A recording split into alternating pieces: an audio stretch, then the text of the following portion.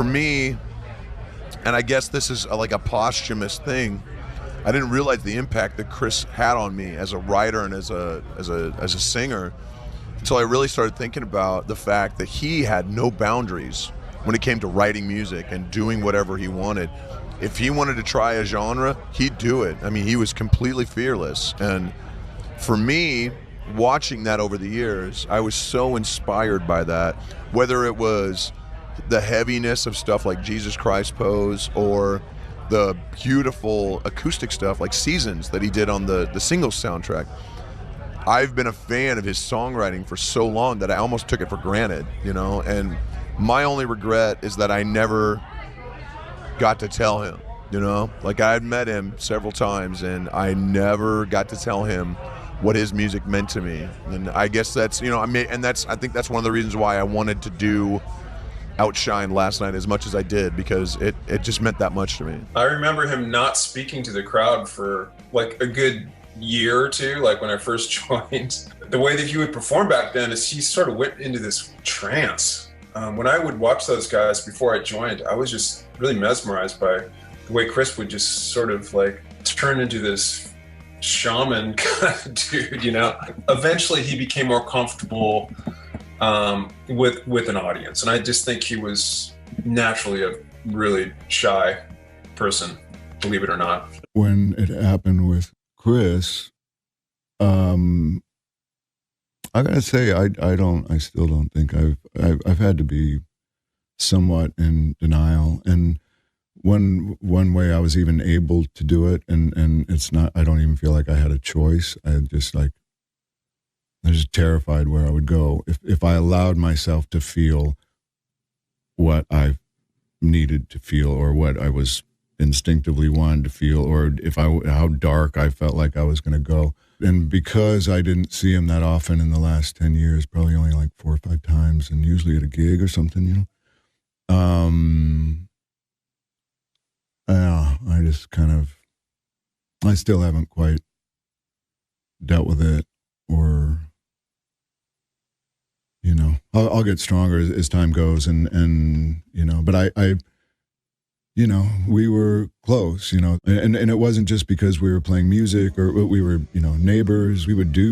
I would hang out with him outside of the band more than, you know, even the other band guys, and I didn't know that many people in Seattle. So we would go on, you know, crazy hiking adventures, or we'd go mountain biking, or we would chase the dog in the rain with drinking shitty beer, and you know, and it was cool. Chris was such a beautiful guy, man. He was the sweetest person. He was so talented. He had so much to offer that it was a real shock to hear that he had gone. But, you know, I think that mental health and depression is something that people should really take seriously. And there's a stigma attached to it that's unfortunate, because just as you take care of yourselves in every other way, I think it's important that people really try to take care of themselves in that way too. And it ain't easy, you know, life's hard, but yeah. You know, like you said, people, you know, you got it so together.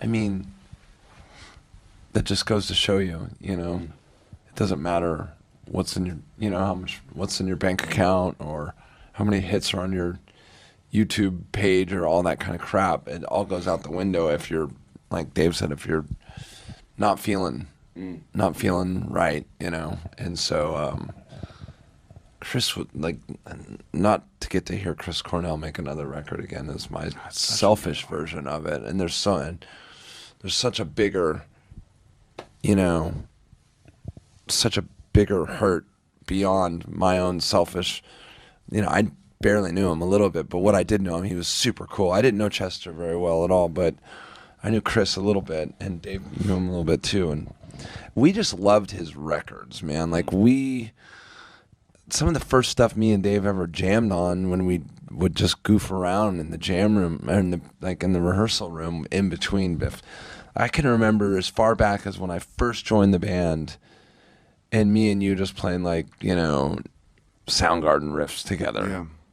And I remember making Nothing Left to Lose with the guy who engineered and produced some of their records. And we would just like listen to their records a lot. They're big inspiration for us as musicians. And Chris Cornell is just a master. So, you know, the loss, it's a bummer, but like Dave said, you know, that's a real thing. Look after yourselves and your Look mates. after yourself. And if it looks like someone's down, way down, check on them. He was just, he was a really amazing human being, you know, and we, you know, Seattle's not that big of a town, like you said before, so we you know, it was just, I remember, you know, just hanging out, going out in the woods with like a half rack of beer and a couple of dogs and about 3 or 4 of us cruising through the woods and going down to the beach and just being kind of buffoons, going to each other's shows. He was always consistent to me, you know, like there was always a handful of people in your life that no matter how many years pass or whatever, when you see them, it's the same look in their eyes and you have that same connection, and it never changed with him. You know, I'll miss that, but I also treasure a lot of times that I had with him, and also his legacy as an artist. You know, it's an amazing body of work, and Soundgarden has always been one of my favorite bands, and I think a very like a flagpole band for the rest of us in the Northwest, because they were around before anybody, you know, right. Except for maybe, you know, the Stone and Jeff and the Green River days and stuff, you know, but I think they were pretty much the band we all looked up to, you know. Well, it does make you hug those around you, for sure. Bandmates, family that's out here, family at home. It makes you realize that, you know, there's a darkness that anyone and everyone can find and feel that they're trapped in. And when you're there, and at least I know the depth of my darkness at times, it is difficult when you're in that space to even fathom that there's someone there that can help you or has been through that before. Sometimes you're just in such a loss. I obviously can't explain what he was going through, but we all have our darknesses, and check in with each other. Let each other know how you're doing. Yes, it's a sad story, and there's a lot of sad stories recently, you know, especially in the grunge world, losing a lot of people, and, you know, with, you know, for us, Lemmy and all of the things that have been happening the last couple of years. It just makes us feel even more grateful to be out here doing what we're doing here. I think it was a culmination of a lot of things. It felt like the end of, I mean, like, this band formed over the love of 2 bands. It formed over the love of the Beatles and Soundgarden. And so to lose, you know, to be that close in proximity and, you know, opening for Soundgarden was just the highest of highs. Like I couldn't believe it. Like, we were just elated to be there, you know, and to have it end so tragically, that added kind of shock of like, we were right there. We were there that night. I talked to Chris Cornell. I gave him a hug. I watched him leave the venue. Like, and then the night went on as normal, and to wake up the next morning to the immense, just the bus, like the wait, like I sleep late. So I was the last to find out. And I woke up and walked into the front lounge, and everyone's just like head in hand, devastated. And everyone kind of looked up at me and went, "She doesn't know. Oh, it's going to be bad." So I don't know that there's an exact answer to that. It's just, I think that music has such a power to it that even if you don't know someone extraordinarily well personally, when you've related to their music and you've listened to those records, you know, throughout your whole life ad nauseum, it feels like a part of you at that point. And so I feel like, you know, losing someone like that, you feel like you're losing a piece of yourself in a way, if that makes sense. And also, you know, in the grander scheme, like, losing someone who's that talented and that prolific is just devastating, because it's like, well, that was it. Like, that was it. No, like, that it can't be it. And so it's a big, you know, it's a shock, and it's a trauma, and it's you know, but the good news is that why I think music is so powerful is that it lives on for eternity. You know, like, the music is your legacy, and that can never die. And I think that's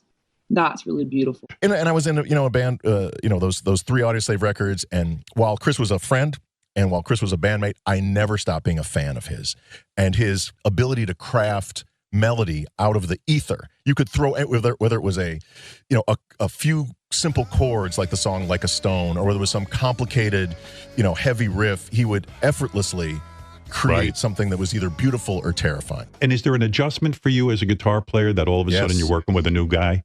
Yes, absolutely. I mean, not so much working with a new guy, but working with like a melodic singer.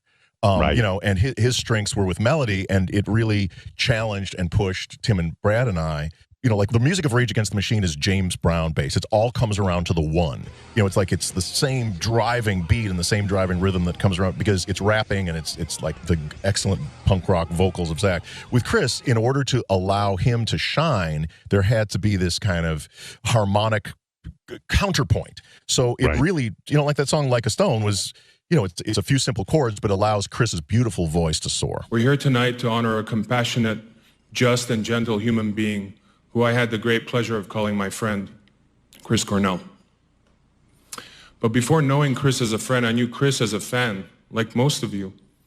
I've been a huge fan of his music, his band, Soundgarden, and his voice.